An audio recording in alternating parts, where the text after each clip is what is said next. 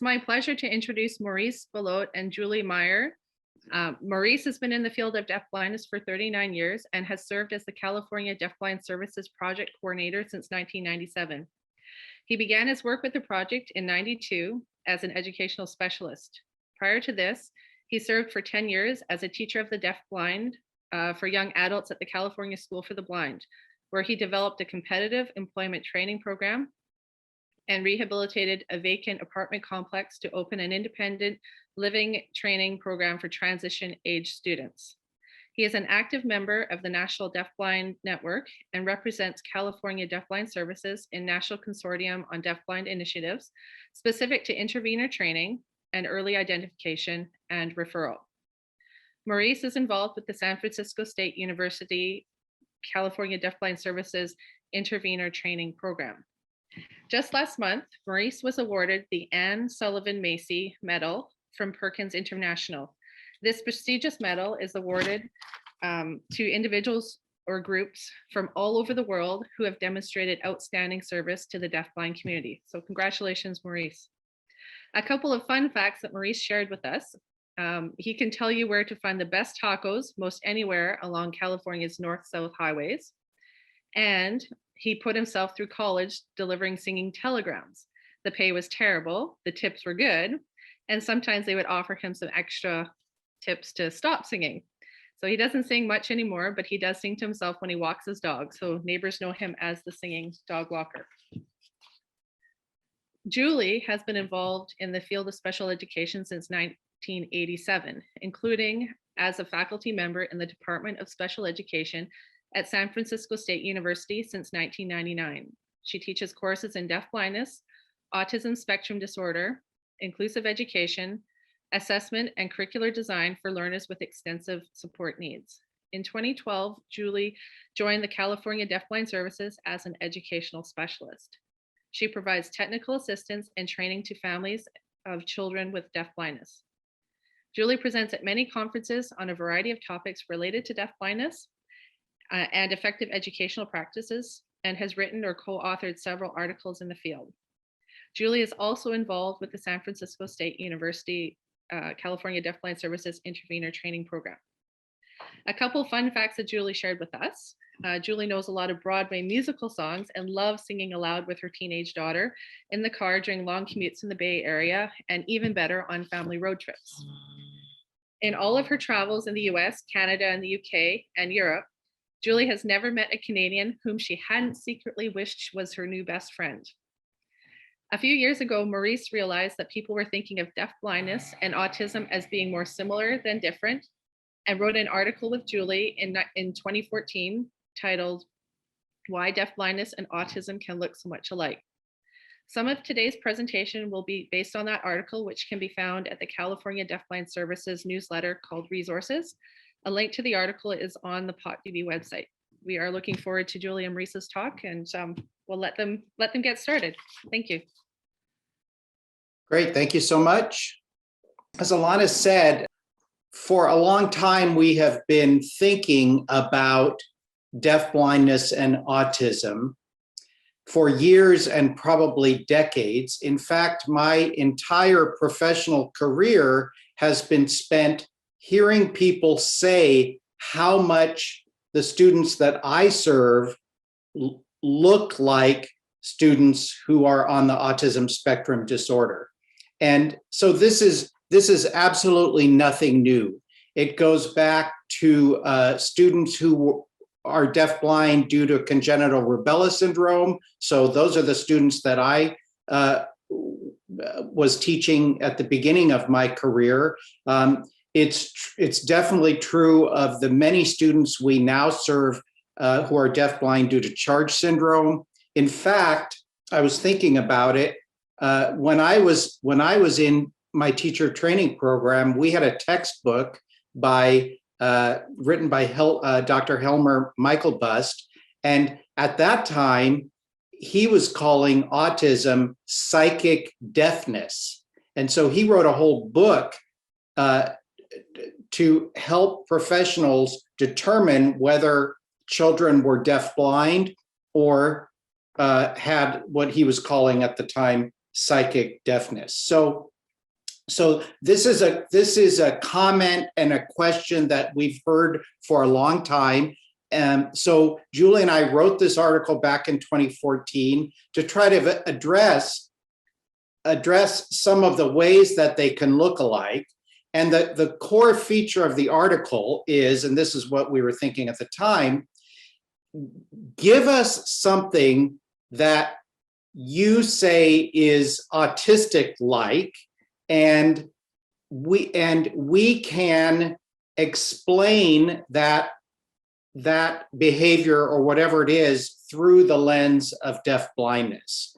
So we're not saying that children and youth can't be deafblind and be on the autism spectrum.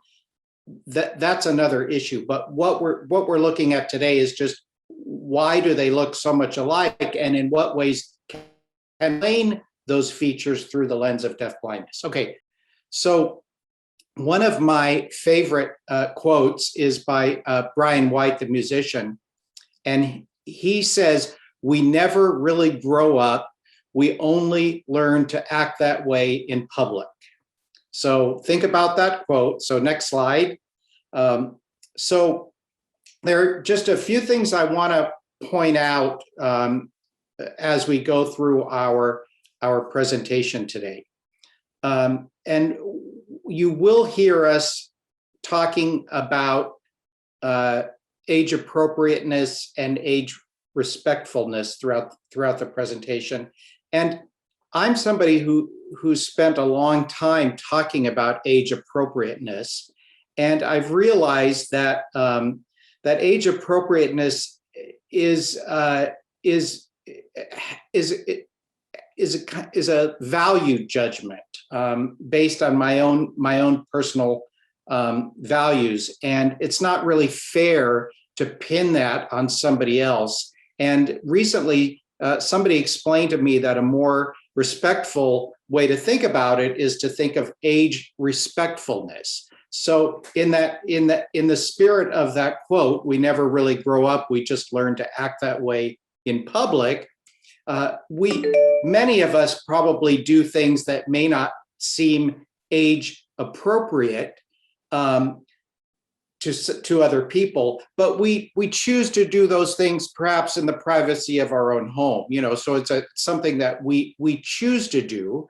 And what is age appropriate and what is not is debatable. I mean, my great aunt, who just died a few months ago, she collected teddy bears. Well, anybody who heard that might think it would be unusual for somebody in their 90s to still be collecting teddy bears, but the teddy bears she collected were stiff teddy bears. So that was considered age appropriate because it's something that adults do, and apparently they also have a lot of value. So it's an investment.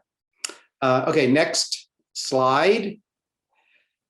This is a graphic of the layout of a typical supermarket with the different sections like dairy, meat, seafood, the bakery, all of that. And at the top is another quote from William James, the philosopher. And William James wrote, "All our life is but a mass of habits." And the reason why I have that quote and this graphic here is that I want to remind us that we are all extraordinarily dependent on routines and on order. If you think about your own life, and the example here is the way you walk through the supermarket when you do your grocery shopping. If you are like me, when you walk into the supermarket, every time you shop, you pretty much follow the same general pattern in terms of how you navigate the store. When you get up in the morning, you probably typically follow the same routine, or at least I do, the same routine of activities that you do when you first get out of bed. Or when you drive somewhere or take the bus somewhere, chances are you follow the same route each time you go to these places. we'll talk more about this later, but there's a very good reason why we as humans hold on to these routines, because it helps us function in a busy, active world. Next slide. So as I said, as we were talking about routines, all of us fall somewhere on this spectrum of behaviors that we associate with autism spectrum disorder. So there's this spectrum called autism spectrum disorder, but we are all, in terms of the features of ASD, we are all somewhere on this spectrum. So if you think about all of these areas, stereotyped movements, resistance to change in environment or activities, the orange one on the lower left, unusual responses to sensory experiences. We are all somewhere on that spectrum. I am on that spectrum.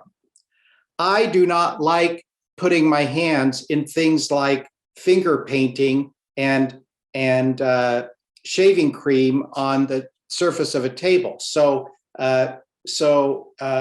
from my perspective, no child should ever be asked to do something as disgusting as finger painting, because it's just awful. Okay, next slide. One more definition I want to talk about is the one specific to executive function, because we will be talking about executive function. And I don't want to assume that everybody understands what that means, but Harvard University defines it as mental processes that enable us to plan, focus attention, remember instructions, and juggle multiple tasks successfully. And if you think about that definition, we typically start to see executive function problems in many children when they're in school, when they hit, in the US, about fourth grade. That's their fourth or fifth grade. That's the grade when you start to have school projects that have many components. So there may be a written component, there may be a visual component, there may be a component that requires some demonstration. And so in order to plan how you're going to make all of these pieces work together and turn in a final project, that is what executive function is. And I often tell people another way to think of executive function is like thinking about preparing for a dinner party. If you're going to have people over for dinner, you know that you have 5 dishes that all have to be ready at 7:00 p.m. And so you back into that and you do everything in a specific way in order to have it all come out right at the end. So I often say that I don't believe there's any such thing as bad cooks. I believe that bad cooks are probably just people that need help with executive function. Okay, I'll turn it over to Julie. Thank you, Maurice. So hello, I'm Julie. I am a white woman. I have short brown hair. I'm wearing glasses and a black shirt. And behind me, you see some flowers on my table. So I'm going to talk now a little bit, specifically the portion I'm going to do now is going to focus a little bit on autism and the definition of autism. And then we'll jump back to the part where Maurice will kind of talk about some of the things that I'll discuss and how those could be looked at through the lens of someone who has deafblindness. But first, I just wanted to start out on this page and just tell you that for many years now, since I started working in the field with adults in 87, and then the time I spent in the 90s working with children, I was fortunate enough to always be working uh, and supporting adults who had autism or deafblindness or other um, disabilities related to intellectual disabilities. But I've always, through my career, had opportunities to get to know people with both autism spectrum disorders and deafblindness. So I think I've been lucky in that sense. And so this slide just kind of talks about just the fact that I understand, and probably I'm preaching to the choir here. These kids and these youth with these labels are often very puzzling, and it's hard to figure out why they do things the way they do, or what would be the best intervention to provide to help them with communication and building relationships with other people and enjoying school and participating in meaningful ways. So it can be difficult and it can be puzzling, but I actually think that's a really good thing. I think we're lucky in our field of education that we have these puzzles, and we have these individuals that come into our lives that stretch us. I also think that it's important to realize that a diagnosis and a label can be helpful. So having that label of autism spectrum, having a defined medical diagnosis of deafblindness, so problems with both vision and hearing that make it difficult for you to communicate with others and connect with others and learn things. So you can't only use visual practices or deaf practices to gain access. You need something more. Those diagnoses and labels can be helpful. They can provide guidance to the team. They can provide guidance and reassurance to families, letting them know, oh wait, we know how to do this. And I have to say, especially, I'm going to tip my hat here to you in Canada. You Canadians really understand and know how to do intervention for deafblindness, and you've been guiding the practitioners in the US for decades.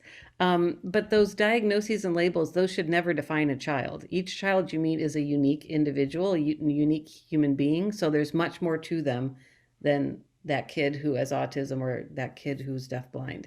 And I think a way to understand this and what I try to do in my practice, and I try to actually do in my personal encounters with people, is just practice perspective taking and demonstrate empathy. So I think if you can put yourself in the other person's shoes and kind of understand how they might be experiencing this situation. What does the world feel like right now to them? How does it appear to them? So and based on either sensory loss or your senses not functioning properly the way that they should, or due to neurological sensory processing differences, individuals who are deafblind and who have autism spectrum disorder, they do not experience environments and activities and people in the same way as neurotypical people do. So those are just important reminders that I wanted to share before we get too far into this.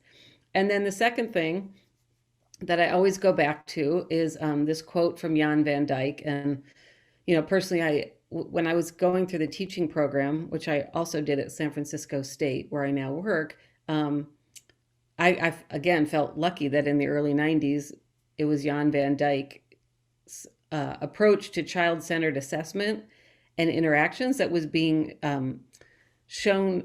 taught to us when I was in the moderate to severe disabilities program. So just thinking about kids with multiple disabilities, we were looking at this child-led approach. And so what Van Dijk, who, if you don't know who he was a deaf educator and researcher, Dutch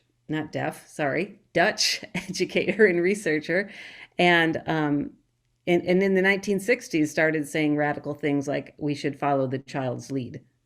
We should be learning from the children. So, and in 2001 he wrote, and I share this a lot in trainings and classes I teach, is the multisensory impaired person, which is usually not a term we use anymore, but it was a way he was describing people that have a lot of complex issues and needs. The multisensory impaired person is a unique human being with a unique line of development who's more dependent on the professional's willingness to accept this and act accordingly than any other group of disabled persons. So that is Van Dyke's opinion. It resonates with me. And the part that there's two parts that resonate the most. One is that we have to understand that these individuals are not going to follow that same trajectory of development. It's not that they're just going to be a little bit behind. It's going to take them time to catch up. It's going to be very different from them.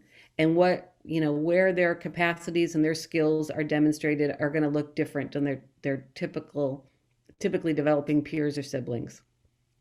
The other piece is that we understand this and accept it, and that we actually change how we act. So it's doing exactly what Van Dyke has always been saying since the 60s. It's shifting this idea that we are the people that are in charge and get to make all the decisions and make a kid fit what we want education to look like or what we want intervention to look like. And instead we adjust and we think about that individual student and we think about how they're developing, the skills they have, what's their potential, and then we adjust accordingly so that we're providing the instruction and the intervention and the support that fits for them. So it's going to be different for every child.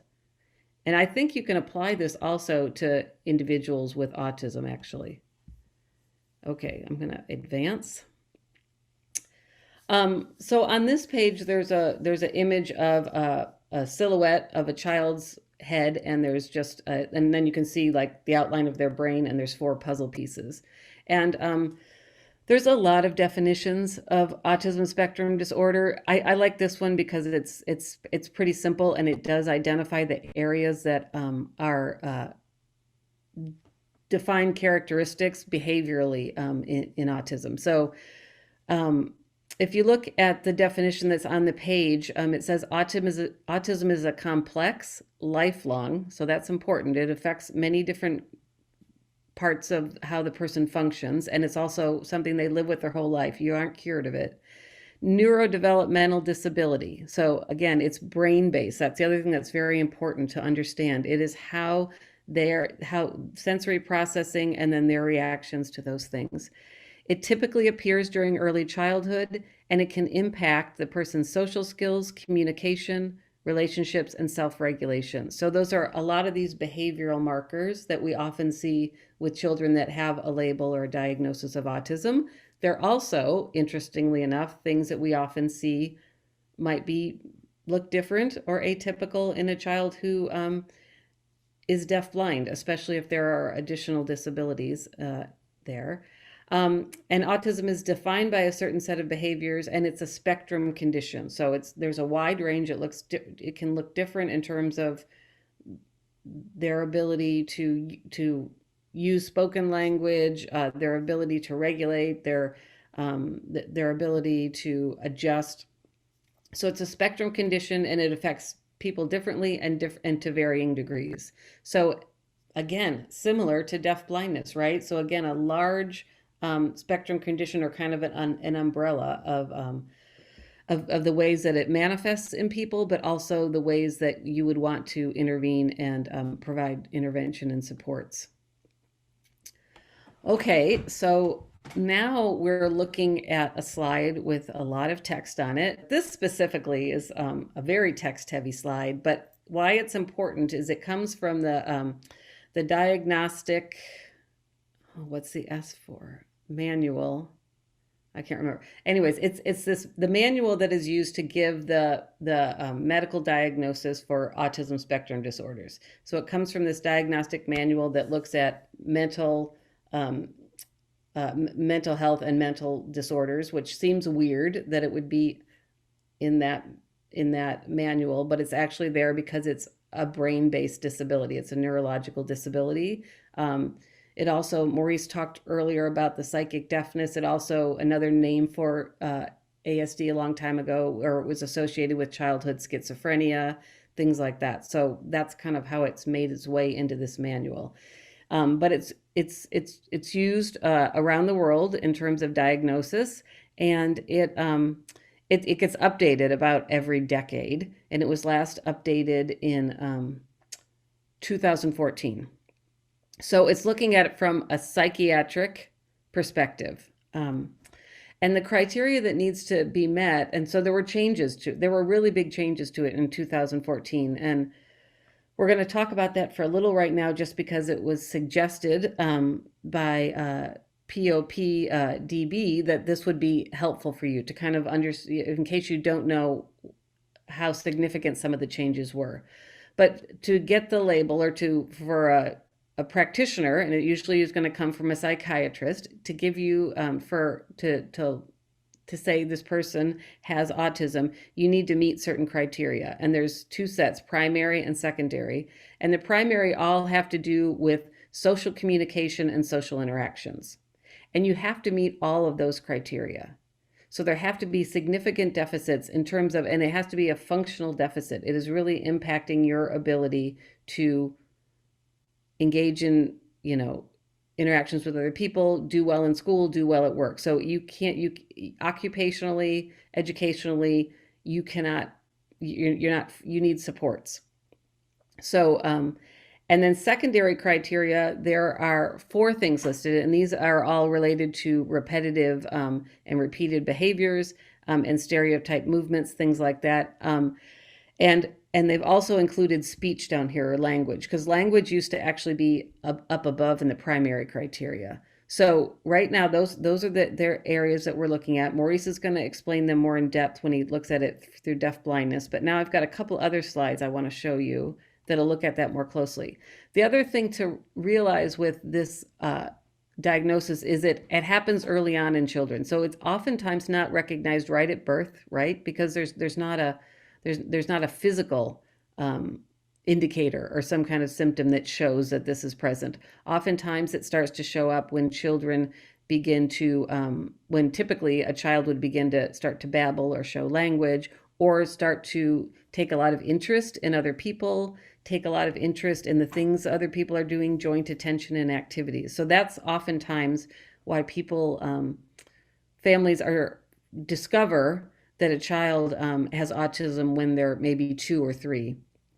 Sometimes later, for children who have acquired language, the symptoms may not show up until they go into school, and where actually the social demands are higher, and that's when you start to see the issue. The other thing that they look at is level of impairment. So I talked about earlier that it has to cause clinically significant impairment in terms of social, occupational, and other important areas of functioning. For children, that would be school. And then it can't be better explained for some other reason. So some kind of intellectual disability, global developmental delay. They don't list in the manual autism, but we kind of think that should be something else that you might want to consider. If the child we know the child has a medical diagnosis of having a problem with vision and hearing, you might want to think if you could explain what you're seeing behaviorally that way instead of autism. So the other thing that you'll find on the POPDB website, along with the links to our handouts and to the article, is a nice, I think it's about 5-page handout from the Iris Center, which is a research center here in the United States. And they did a nice comparison of the changes between the DSM, and that says V, but that's the 5, the Roman numeral 5, and the DSM-4. And that was developed in the late 1990s.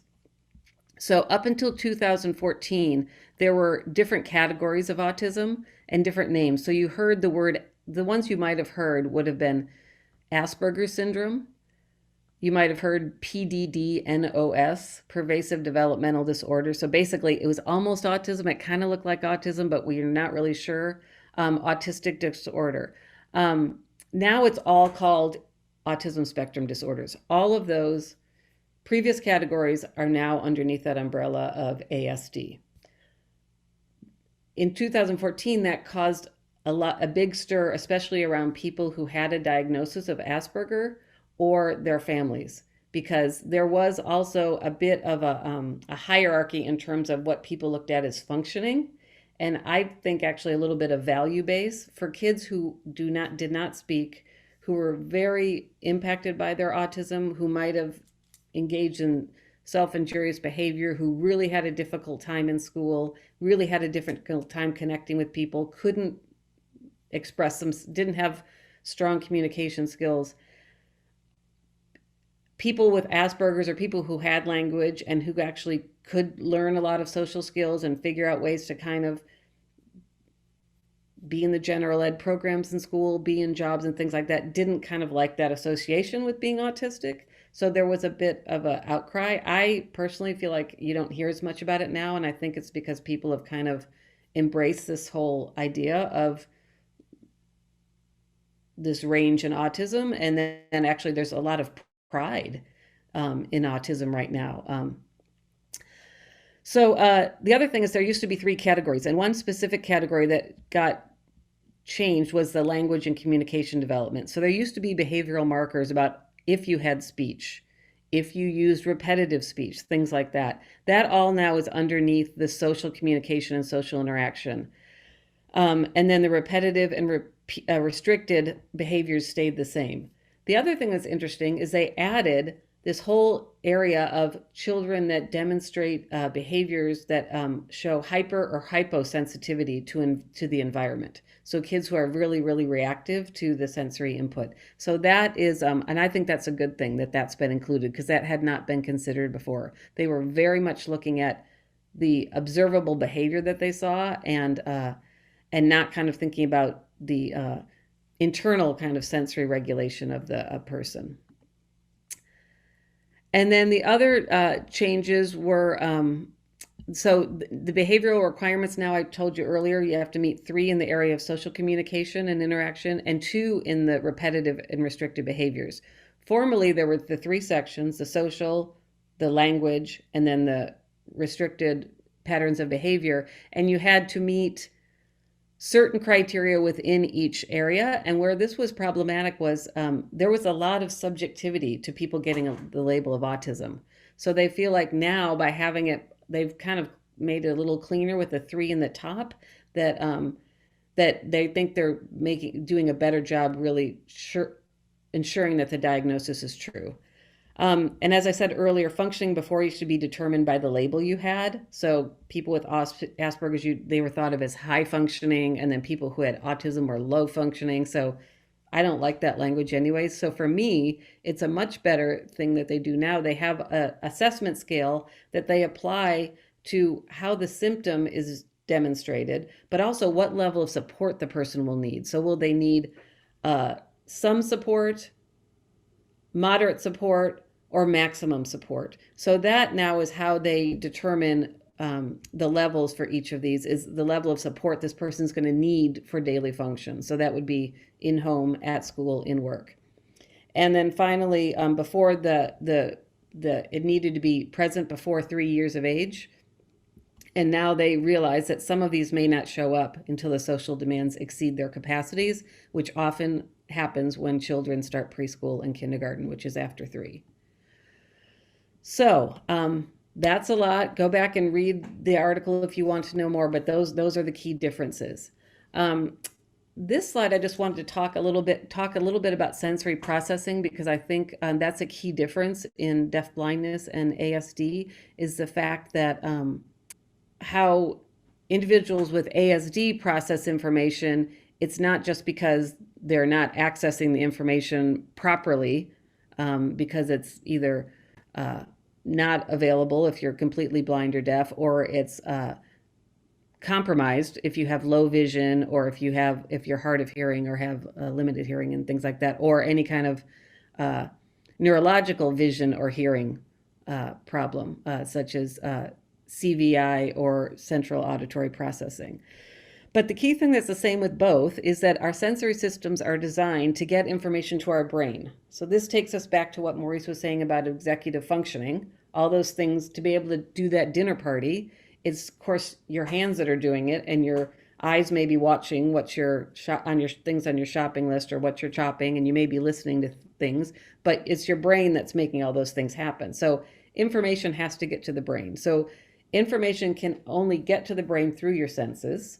So all 7 senses, you know what the 5 are. The the two that people often forget are your vestibular and your proprioceptive sense. So, so that sense of balance, and then that sense of kind of knowing where your body is because of the messages your muscles and joints are sending you. So information goes in. There's like a track from the environment. Information goes in, goes up to your brain. Your brain then processes it, and then there's a motor response out. There's two things that happen when it goes to your brain. It's generating awareness. There's something I need to be paying attention to. So it's arousing you, alerting you. And then the other thing it does is it helps you gather information to kind of map out what you need to do. So discrimination and mapping. So that part of your brain is going to help you make the decision about how you're going to navigate getting across the room to pick up your backpack to get ready for lunch, or how you're going to locate where your friends are out on the playground, or how you're going to be able to reach up to that book you want to get on the shelf. So you're going to be able to filter out the things you don't need, use the information you do need, and act upon it.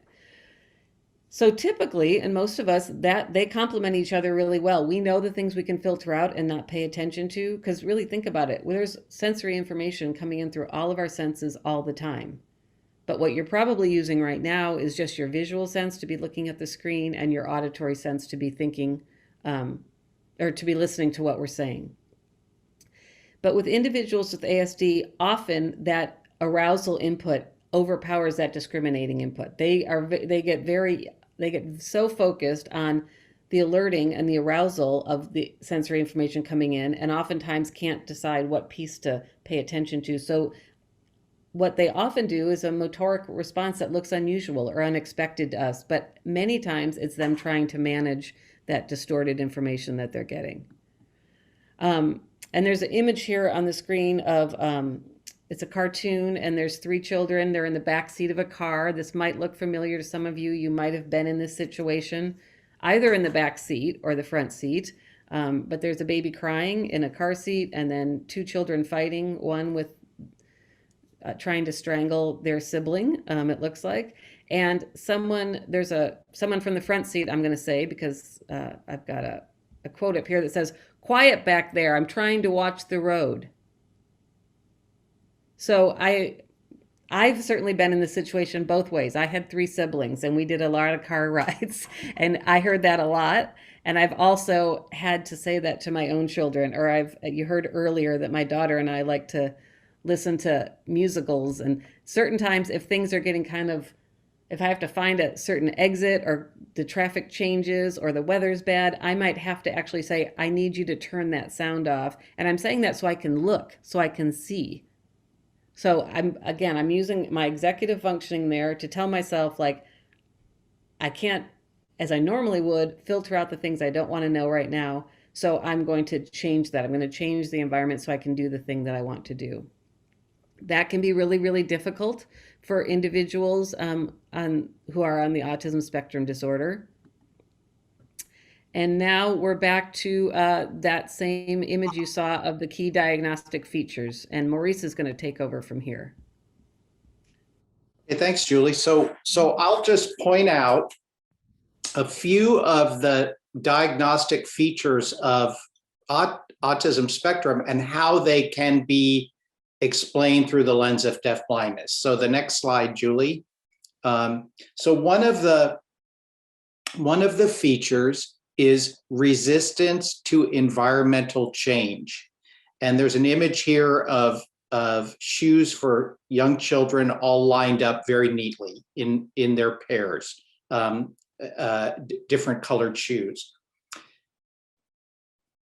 I believe that many children and young adults who are deafblind perceive the world that they live in as just utter chaos. And this is a result of not knowing what's happening, where people are, what they're being asked to do, where they're going, how long activities are going to continue before they end. There are so many mysteries in the life of a person who is deafblind that I think they perceive the world as very chaotic. And for that reason, they hold on mightily to everything that they can control so that they can, in their own way, make order out of this perceived chaos. So the fact that individuals who are deafblind are resistant to environmental change makes so much sense. They are trying to maintain order in an otherwise disorderly world. Okay, next slide. So that's one area. And Leo Kanner, famous, I think he was a psychiatrist at Johns Hopkins University, said a feature of autism spectrum disorder is an anxiously obsessive desire for the maintenance of sameness. And I love that description. An anxiously obsessive desire for the maintenance of sameness. And I'm glad he started with the word anxiously. And there's a photograph of Leo Kanner. He's a very distinguished looking guy in a perfect three-piece suit. And my guess is he probably had a little bit of obsessive desire for the maintenance of sameness as well. Okay, next slide.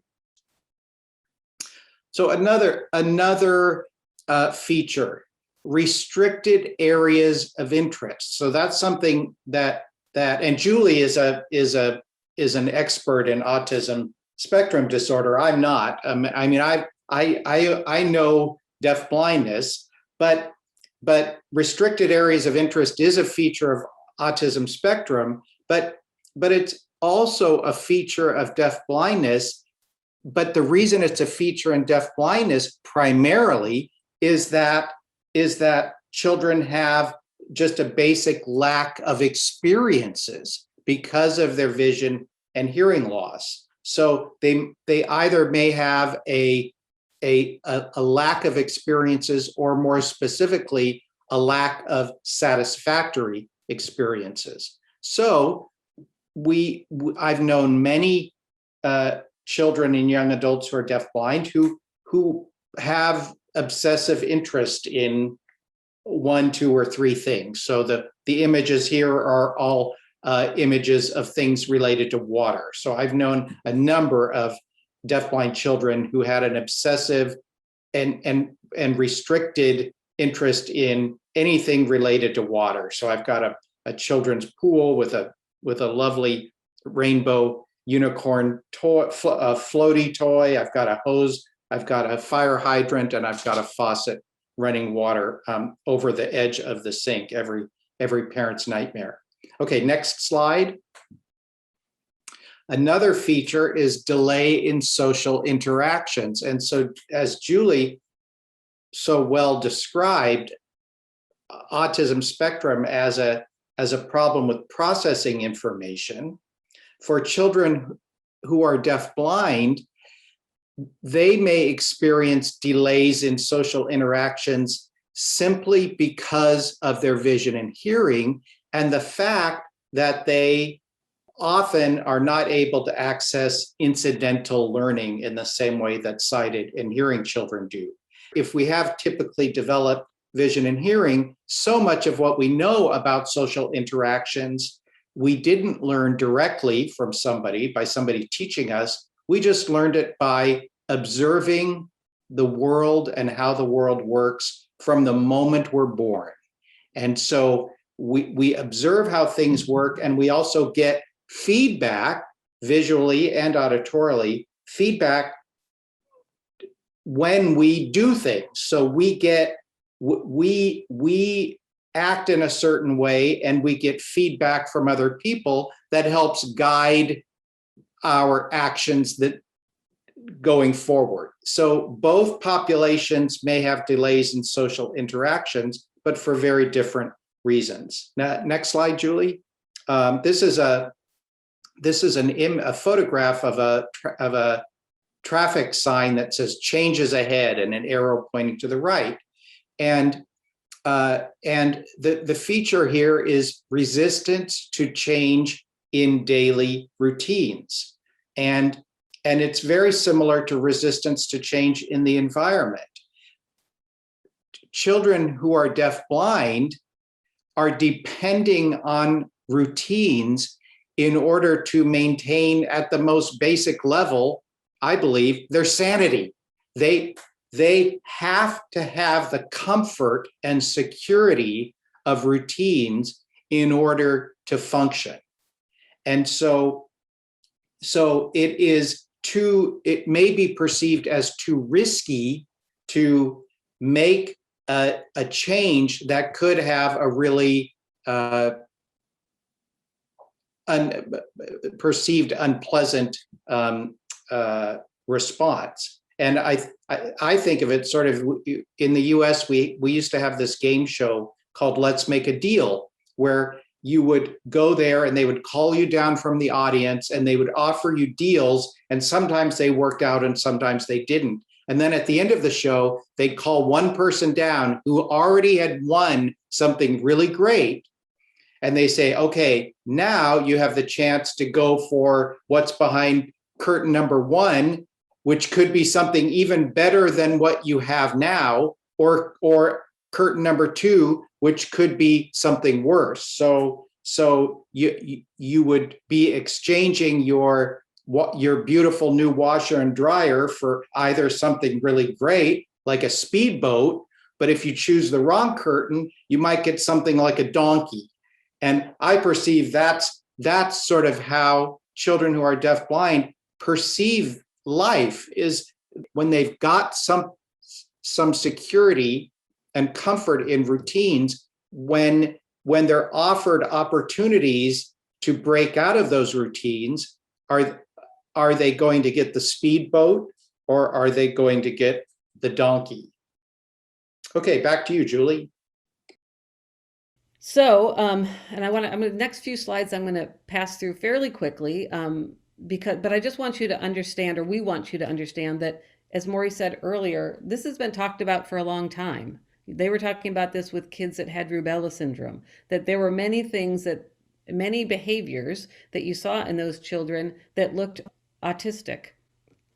But researchers have been looking at this, and more recently, some researchers have really said, let's really think about congenital deafblindness, children that are born deafblind, and let's think about what happens, how their unique line of development in terms of communication, developing language and social skills, the sensory isolation they may be experiencing from, having limited vision and hearing, how that all might contribute to those types of behaviors. And you can tie that back into some of the explanations that Maurice and I offered in our article. And then our friend David, he used to always say this, because whenever we would hear those questions, is this kid also autistic? Can they have charge and autism? He finally just said, it's really interesting to ponder why a behavior is termed autistic rather than deafblind or charge related. And he's saying that, of course, as a deafblind educator. That's what he knew from his decades in the field. Other people are calling it autism, I think, in lots of ways, because they think they know autism. They've seen that before. They've had training in that. So it is interesting that they're so similar, but we never say someone who has autism, well, that looks like deafblindness to me. And then, so Dan Meyer, his research looked at 3 particular areas where there were a lot of similarities. And interestingly, these are all the areas that show up in the DSM-5. So the places where there's the similarities are the social interaction, the communication, and the restricted and repetitive behavior. But they are looking at it with autism. Remember, they're looking at it through this lens of observable behavior. You have to be able to say that you're seeing a deficit in those areas. It's something that's not similar to neurotypical kids. So it's really only looking at that behavior rather than thinking about all of the internal and external factors that we know affect children with dual sensory loss. So I think that's something to keep, you always have to keep in mind, how might blindness or low vision or vision loss, and how may problems with hearing be affecting and explaining why you're seeing those behaviors.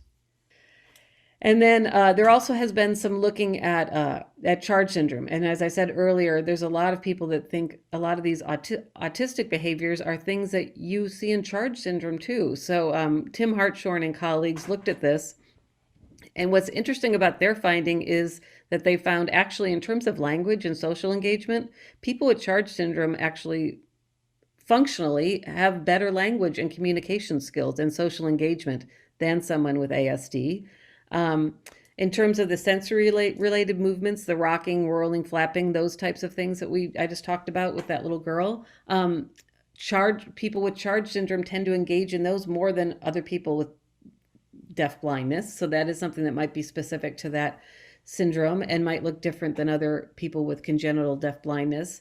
And then coping with stressful demands from the environment, that looks similar. And that, again, you can go back to the examples that Maurice just shared, why you might feel anxious or stressful if your environment wasn't something that was predictable and you didn't feel secure. So some of those responses are similar. So now we're going to take a short break from us presenting, and I want to give you a pop quiz. I know that you didn't have any idea that this was coming, so I hope this is not causing anybody anxiety, but I promise you everyone will get 100% on this pop quiz. So the first questions, just think of these in your head and think if you've been doing any of these things while you've been sitting here listening to us. So swinging your legs, crossing or uncrossing your legs, biting nails, twisting hair, rocking, fiddling with a watch or jewelry or pen. If you've been doing those things, you have been regulating your internal sensory system. You've been doing things to keep yourself alert, engaged, giving your body some proprioceptive input. All of those things are keeping you ready so that you can be focused on what's occurring and what you're engaged in right now. And these are things that we do in lots of different situations and other things, different activities based on the situation. The next page is how many of you jump if you hear sound of fireworks or sirens that you didn't expect, or have walked out of a restaurant even before you got seated because the smell bothered you so much, or hate going to indoor malls because they give you headaches, or like my sister, need to cut all the tags out of your clothes before you can wear them. Well, those are examples of external factors, sensory input that's coming in, and you, again, you have a reaction to them. So you have either, you might cringe or jump when you see that, and that's just a reaction to that's what your brain is using as a response to something that's unexpected happening. You might also be someone like, as much as I want to eat at this very fancy restaurant that has great reviews, I can't stand the smell of all the garlic they're using, or it smells too much like bleach. It smells like they're cleaning too much or something. So these are all external factors that you can't, that bother you, but some of them you can do something about. And then finally, many of us we follow certain superstitions. We don't step on sidewalk cracks because we want to be kind to our mothers. I don't know if it's a saying in Canada, but it's a saying here. If you step on a crack, you break your mother's back. I grew up with that. Or need to just set things up just right in the morning before you get started at work, or have lucky items you carry with you. Or this last one I think is very common, that when we did go to the office or had in-person classes, like people tend to do things habitually, as Maurice talked about earlier, that our life being a mass of habits. So these are all things that we actually do to adjust both externally and internally. So the whole fact is we can look at these internal and external sensory factors that affect people who are deafblind and with ASD. And there are things that you can do to adjust, rather than trying to say, that's just not the right thing to do, or that's the wrong behavior, or let's fix that. So I'm going to pass it back to Maurice, but you did great on the quiz. Okay, so simply put, deafblindness and ASD may look similar because they both significantly impact the way an individual accesses and processes the sensory information in their environment. But next slide. But at their cores, they are very, very different. the similarities are there, but the key difference is that it's a difference between lack of sensory information and processing sensory information. And I recently read an article in the University of California, San Francisco magazine, and the article was about autism, and the title was "The Unbearable Sensation of Being." And I just thought that was just such an interesting way to frame autism, the unbearable sensation of being. Okay, next slide. So I'm gonna, we only have just a very little amount of time before questions. So I'm gonna go through these quickly. Why does a dual diagnosis occur? I think Julie really did a great job of already explaining that we look at novel situations through the lens of our own knowledge and experience. And so many more people have some knowledge or some experience with autism. And so when they see these things like Mackenzie at the park, they would look at that and filter it through what they know. And they see that and think, oh, that looks like autism. Whereas there are far fewer people who would look at that through the lens of deafblindness. Okay, the next slide, Julie.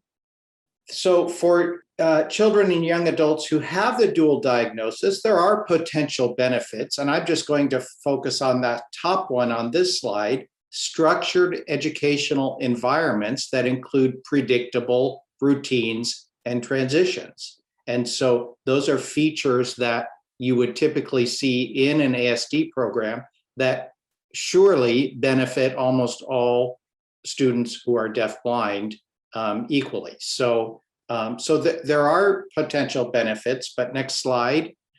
There are also big problems. And again, I'll just focus on the top bullet there, but a student who is deafblind doesn't fit with the autism-focused program or interventions because the interventions can be very different. I often tell educational teams, I plead with them, please don't make practicing a child's communication system a drill and kill activity in the school day.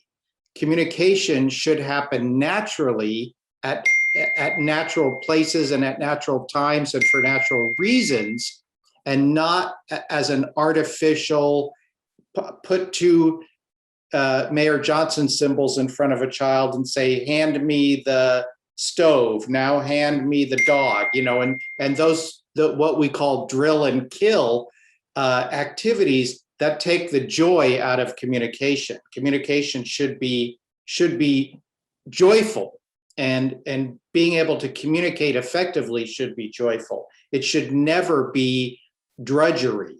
And so I plead with educational teams, please don't take communication systems and turn them into boring instructional activities. Okay, back to Julie. So as Maurice said, we're getting a little short on time, so I can already tell we might not get through everything, but there's a few things I do want to make sure we cover, and then you do have the slides, and we hope we've given you a little taste, and maybe next time we can take a deeper dive into the intervention approaches that could be taken. But a final thought on dual diagnosis is, first being sure that it's not something that could be related to the dual sensory or the multisensory loss. And then there has to be someone on the team that understands deafblindness, who's part of that assessment of ASD. So it shouldn't be people that have never met a child with Charge syndrome or don't know anything about deafblindness that are determining, whether or not someone like Mackenzie has ASD. And then another great question to offer, and this is what I talk to families when they ask me if there's some benefit, I say, well, what would that additional label offer? Here in the United States, sometimes it gets you more services in home. So it gives you some services that can actually expand the child's skill development and their educational opportunities. In Canada, it might do something to, get you a specific type of approach or program in a school, or maybe an additional service or something like that. And then finally, you always have to go back to evidence-based instructional practices. And there's a lot of evidence. There are about a dozen interventions that they know for ASD that have been proven to be valid for individuals who have autism. There's rigorous research. There's enough of it to say, we know this is good. We know this is effective. You're still going to use a combination of different interventions for the individual child. So there's no one intervention that's right for every kid with ASD. But we really have to think about whether they're appropriate for someone who has deafblindness. And so there's several slides that are kind of come at the end that are going to talk about that. And that's what we may not have a chance to get to. But don't worry, you have the slides, and we'd be happy to talk about it further. The next few slides are going to talk about that. And this one is just talking about how important it is that we think about evidence, that we know that the strategies we're using work for a particular group that they're designed for.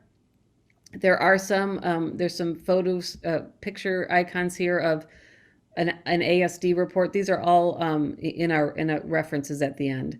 And a really interesting one is this literature review that was done by Christy Probst and Christina Borders that really looks at what do we know about evidence-based autism practices and deafblindness. Do they work? Should we be following that, or are there other things we should think about? And so that is what I'd like to focus on in the next few slides, is what they said about that. Is we don't know. That's basically, in a nutshell, is there's not enough evidence to show that we can take those ASD evidence-based practices and say they definitely work for all learners who are deafblind. But a direction to possibly go is to think about that and modify some of them for that particular learner, and that they really need to be individualized. We need to look at that individual kid. What modes of communication are they using? To what degree do they have problems with vision and with hearing? Are we considering the combination of the two? Because remember, it's not deaf plus blind, but deaf times blind, and that there has to be someone, a professional that is knowledgeable in deafblindness, that is part of that assessment. And I had mentioned that earlier. I'm going to go back one slide to also tell you that personally, these are my concerns. And these were really my concerns when I was spending time in Jet's program that day, is that intervention and instruction often with these ASD evidence-based practices are very adult-directed and initiated. There are a few of the interventions that are very child-led and naturalistic, but a lot of them are a very focused behavioral model of watch me model this, now you do that, then I give you this reinforcement. And if you don't do it, then I correct you, and then we try it again. So some of them, to be implemented with validity, don't allow for a lot of flexibility. They're often too, in a lot of, if you've spent time or autism programs, a lot of them are very, very reliant on visual supports and on very short, direct auditory directions. So that could be super hard for a child who has vision and hearing loss.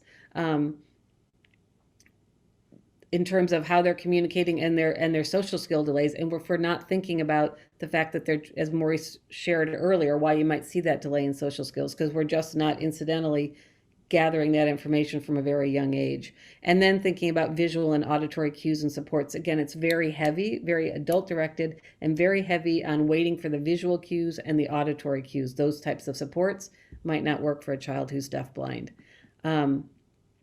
So I think what's important to think about is if you wanted to bridge the two, and I have actually done a whole webinar on just this, so this is just a tiny taste.